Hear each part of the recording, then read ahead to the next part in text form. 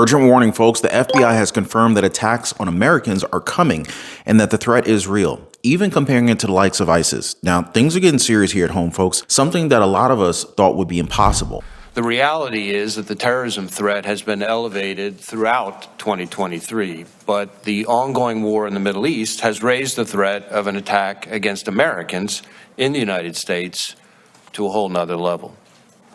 Since the horrific terrorist attacks committed by Hamas against innocent people in Israel a few weeks ago, we've been working around the clock to support our partners there and to protect Americans here at home. We assess that the actions of Hamas and its allies will serve as an inspiration, the likes of which we haven't seen since ISIS launched its so-called caliphate several years ago.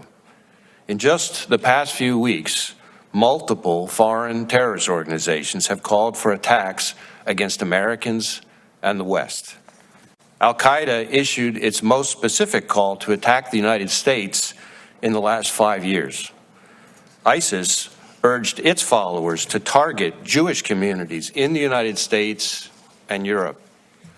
Hezbollah has publicly expressed its support for Hamas and threatened to attack U.S. interests in the Middle East. And we've seen an increase in attacks on U.S. military bases overseas carried out by militia groups backed by Iran. Here in the United States, our most immediate concern is that violent extremists, individuals or small groups, will draw inspiration from the events in the Middle East to carry out attacks against Americans going about their daily lives. This is not what we needed at the end of 2023, but alas, this is what's happening. The FBI also said that we're now living through a dangerous period, and well, they added that we should be concerned. You know, I don't really chime in very much with all these different happenings, but is this really what Americans need right now? To be pulled into a war that could happen on American soil? Tell you what, let's answer this in the comments below. Do you think that the United States should further get involved with this conflict and endanger hundreds and millions of Americans who live here at home and overseas? Comment a quick yes or no on that one. And while you're at it, let's spread the word around to everyone that we know by sharing this video, by smashing the like button, subscribing to the channel, and turning on all notifications. Appreciate that, you guys. So getting back on track here, things are intensifying even more in this war as Yemen seems to have confirmed that they're joining this conflict with Israel. Everything changed on October 7th when Hamas attacked Israel. You had the Houthi leader a few days later come out and make a speech in which he praised Hamas, identified himself as part of the so-called axis of resistance that's backed by Iran. These are different militia groups in the region that are backed by Iran, and said that he would do everything to help Hamas. He said all military options were being considered, particularly if the U.S. Steps in and supports Israel.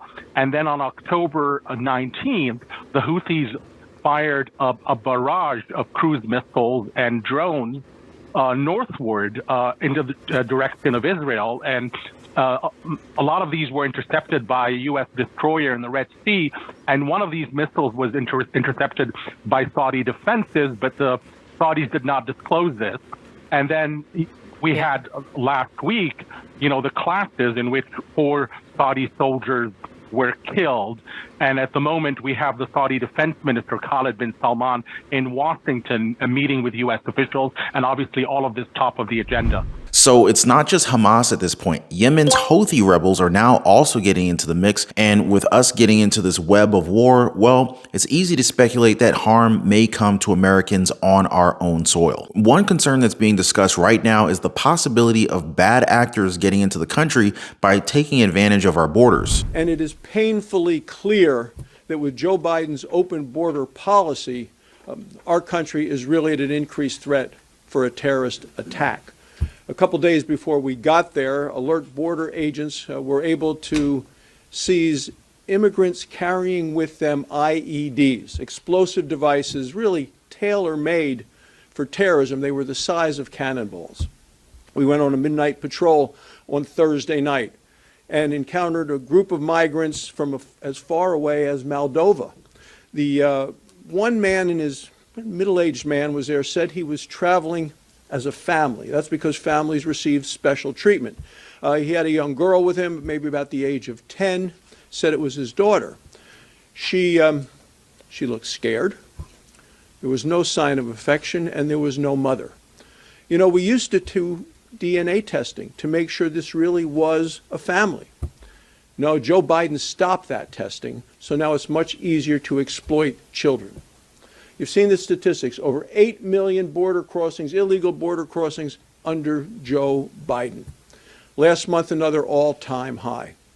It's gotten so bad that the Homeland Security has raised the terror threat because so many people are coming in illegally, and there are so many gotaways, people that run and hide in an effort to not be detected. 2 million of those. Look, if only 1 out of every 1,000 of those was a terrorist, you're still talking about thousands of people in this country illegally anywhere they could be. And remember, in terms of 9/11, it only took a dozen terrorists to take down the World Trade Center as well as hit the Pentagon. Do you agree that the policies put forth by the Biden administration will put our borders at risk from a national security perspective? And I mean, if that's the case, just how many people have come in now that may, cause havoc as the United States, as the White House continues to be distracted by the war in both Israel and Ukraine? Not to mention a possible war in Taiwan, and heck, our president even made clear threats to China and promised that the U.S. will come to the aid of the Philippines in case of an attack. Just days after the latest altercation among Filipino and Chinese ships in the West Philippine Sea, leaders of Australia and the U.S. speaking out. Their joint statement released during the state visit of Australian Prime Minister Anthony Albanese in the U.S. The two nations expressing strong opposition to what they call destabilizing actions in the South China Sea, including meddling with Philippine maritime operations in Ayungin or Second Thomas Shoal. Both putting emphasis on the 2016 South China Sea Arbitral Award while expressing concerns on China's expansive maritime claims. U.S. President Joe Biden reiterating support to the Philippines. I want to be very clear. The United States defense commitment to the Philippines is ironclad.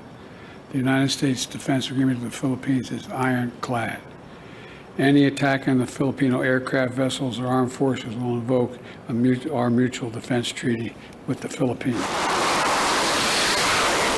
It's like he wants the U.S. to seem like its old self, but I mean, the United States isn't the only superpower in the world right now. And with how he's handled our relationship with different countries, it's pretty safe to say that not many of them are very fond of us. Now, at the end of all this, and I'm not saying that this is what the plan entails, okay? Call it an educated guess at this point. A hypothesis, going back to our old science days, right? Do you think that all of this talk of war taking place here on our land is just another way to create fear and in turn make it easier to control the citizens of our country? Make sure to share your thoughts down below. And before I go, guys, I just want to thank you guys so much for being here. Please keep safe, keep us in your prayers, and I'll see you guys on the next one.